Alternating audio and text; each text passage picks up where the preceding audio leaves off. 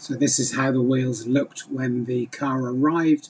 They're showing the same signs of having been stored in a very damp location that the rest of the car is. So after shot blasting, nice and clean. The wheels here have been painted with the same black two-part epoxy that I've used for all the suspension and running gear. You can see a close-up here of how I've painted all the way around all of the wheel. And here, stood on top of one of the tyres to stop it getting scratched. It just shows you how the coverage is really good.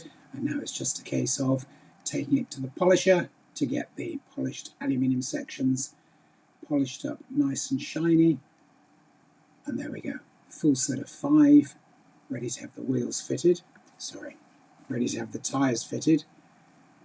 Another angle just to show you the depth of shine that's been achieved on the wheels.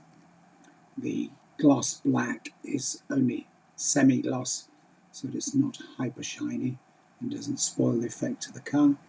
This is after having had the 5 tyres fitted.